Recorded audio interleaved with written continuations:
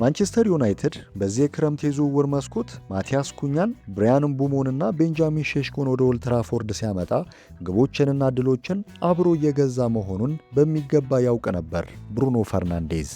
እነዚህ ሶስት ተጫዋቾች በ2024 የውድድር ዘመን በድምሩ 48 የሊግ ጎሎችን ከመረብ ያሳረፉ ሲሆን ይህም ቀያይ ሰይጣኖቹ ባለፈው የውድድር ዘመን መላው ቡድኑ በሊጉ ካስቆጠረው አጠቃላይ ግብ በ4 የሚበልጥ ነበር።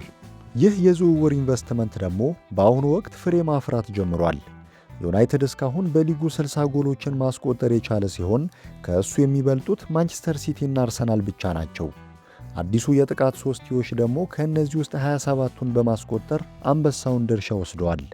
ከምንም በላይ ግን እነዚህ ተጫዋቾች ከብሩኖ ፈርናንዴዝ ድንቅ የፈጠራ ጥበብ ጋር ፍጹም ተጣጥመው መገኘታቸው ለቡድኑ ስኬት ትልቅ ሚስጥር ሆኗል። ይህ የ31 ዓመቱ የፈጠራ መሐንዲስ በዚህ የውድድር ዘመን ከጨዋታ እንቅስቃሴ ብቻ ለኩኛ 19 የጎል ዕድሎችን አመቻችቶ አቅርቧል። በሊጉ ታሪክ አንድ ተጫዋች ለአንድ የቡድን አጋሩ እንዲህ ያለ ከፍተኛ የዕድል ብዛት ሲፈጥር አልታየም። ብራያን ምቡሞና ሼሽኮም ወደ ኋላ አልቀሩም። ብሩኖ ለእያንዳንዳቸው 13 የጎል ዕድሎችን መፍጠር ችሏል። በተለይም የብራያን ምቡሞና የሼሽኮ ዋነኛ አደገኛነት የሚመነጨው ከተቃራኒ ቡድን ተከላካዮች ጀርባ በሚያደርጓቸው ፈጣን ሩጫዎች ነው። በዚህ የውድድር ዘመን ቢያንስ 1500 ደቂቃዎችን ከተጫወቱ ተጫዋቾች መካከል ብራያን ምቡሞ በየ90 ደቂቃው በአማካይ 14.8 ሩጫዎችን በማድረግ በሊጉ ቀዳሚ ሲሆን ቤንጃሚን ሼሽኮ ደግሞ በ11.3 ሩጫዎች በ9ኛ ደረጃ ላይ ይገኛል። ብሩኖ ፈርናንዴዝ ቀደም ሲልም በማንቸስተር ዩናይትድ ቤት እንዲህ አይነት ፈጣን ሯጮችን በማገልገል የፈጠራ አቅሙን ሲያሳይ ቆይቷል። ለዚህም በ2022 የውድድር ዘመን ማርከስ ራሽፎርድ የብሩኖን ልዩ የማቀበል ችሎታ ተጠቅሞ ያስመዘገበው ስኬት ትልቅ ማሳያ ነው።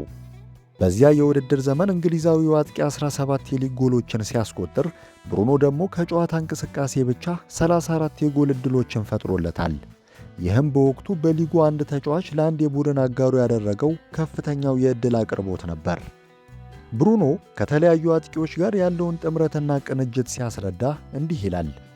በዝርዝር ውስጥ የምታዩአቸውን ምርጥ ተጫዋቾች ብንመለከት ለምሳሌ ራሽፎርድ ኳስን ከተከላካዮች ጀርባና በክፍት ቦታዎች ማግኘት የሚመርጥ ተጫዋች ነው።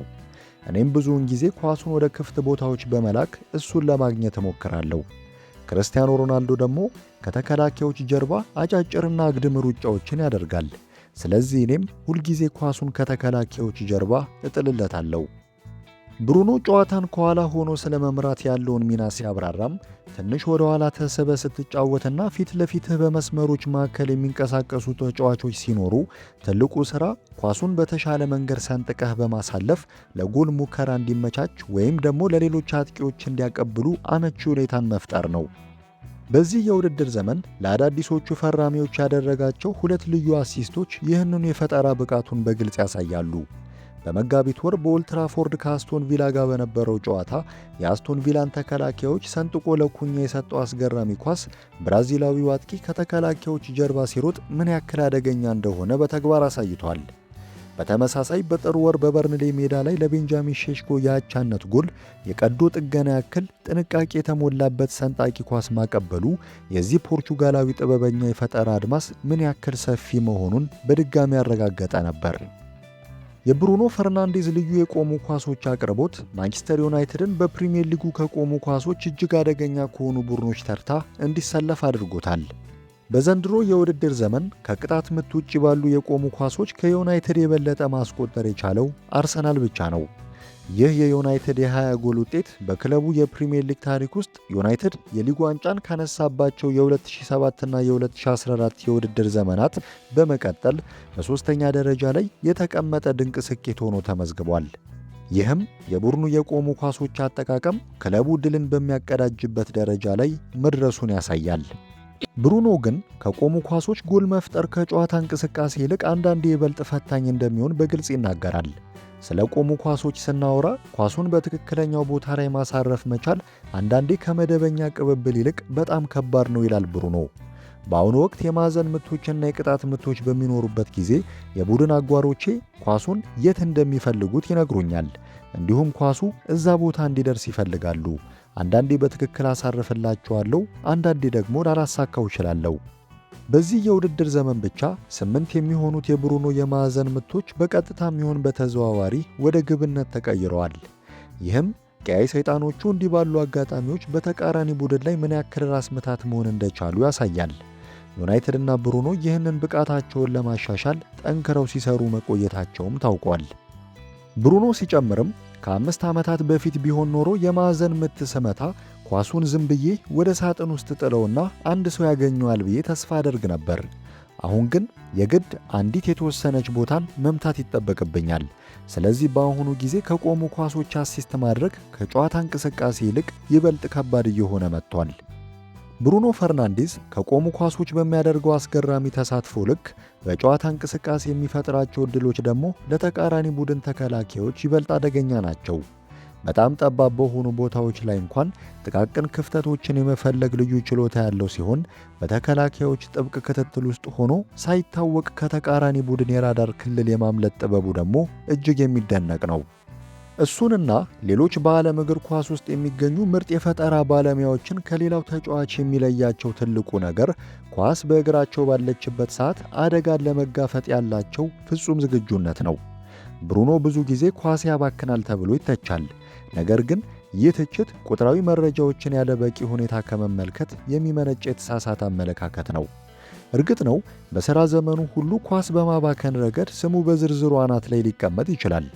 ነገር ግን እንደ እውነቱ ከሆነ በታሪክ ውስጥ እንደ ሊዮኔል ሜሲና ኬቪን ደብሬን ያሉ ታላላቅ የፈጠራ ኮከቦችም በዚሁ መመዘኛ ቀዳሚዎች ነበሩ።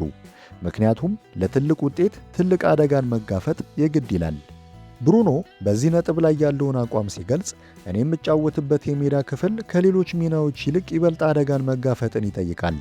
በቡድን ውስጥ ከማንኛውም ተጫዋች በላይ የጎል ዕድሎችን ለመፍጠር ኃላፊነት ሲሰጥህ በዛው ልክ ብዙ ሙከራዎችህ ላይሳኩ ሊቀሩ ይችላሉ።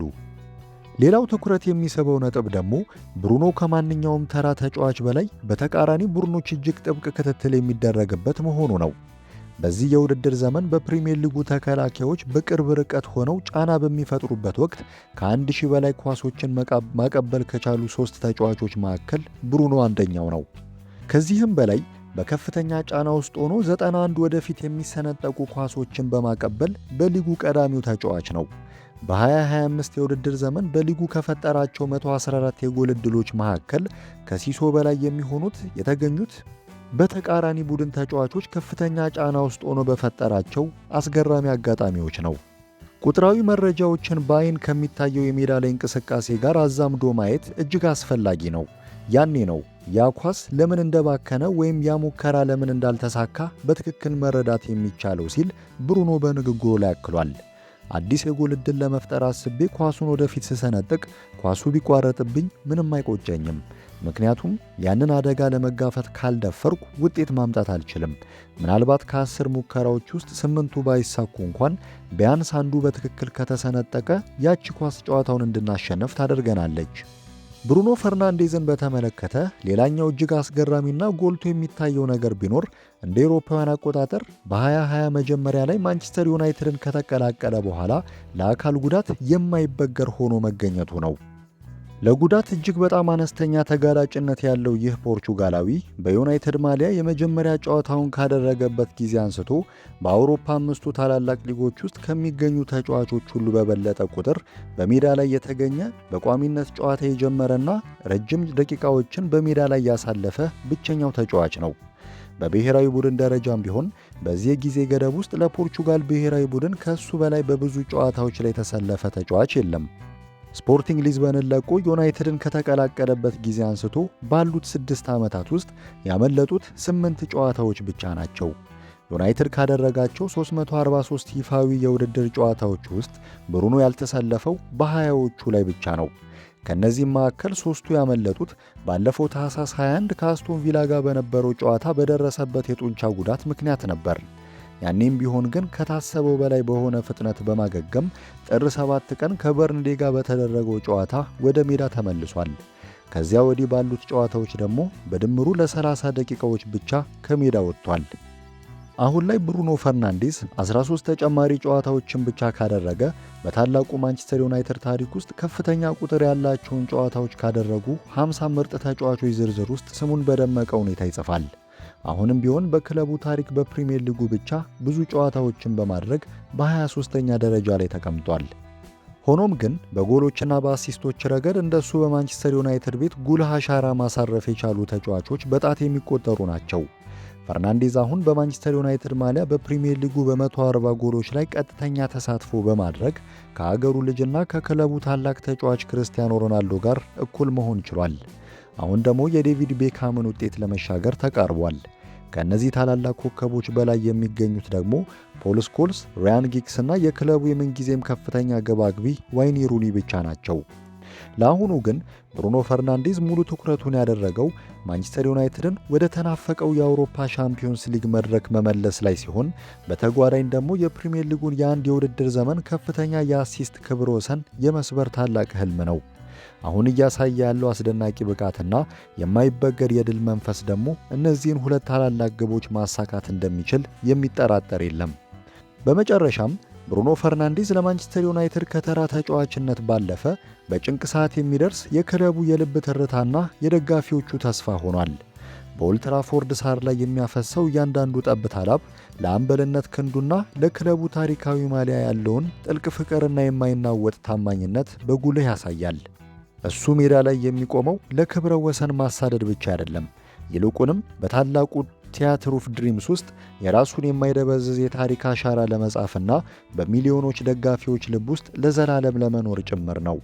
እንደ ክርስቲያኖ ሮናልዶና ዴቪድ ቤካም ያሉ ታላላቅ ስሞችን ፈለግ እየተከተለ ያለው ይህ ፖርቹጋላዊ ጥበበኛ ዛሬም እንደ ትናንቱ ለዩናይትድ ትንሣኤ ነፍሱን ሰጥቶ እየታገለ ይገኛል። ብሩኖ ማለት ለደጋፊዎቹ ቁጥርና ስታቲስቲክ ብቻ አይደለም። ብሩኖ ማለት ለማንቸስተር ዩናይትድ ፍቅር፣ መስዋዕትነትና የትኛውንም መሰናክል አልፎ የመውጣት የማይበገር የድል መንፈስ መገለጫ ነው። ይህንን የብሩኖ ፈርናንዴዝ ሰፊ ዳሰሳ እንዴት አገኛችሁት? ሐሳባችሁን ኮሜንት ላይ አስቀምጡልን። ስለተከታተላችሁን ከልብ እናመሰግናለን።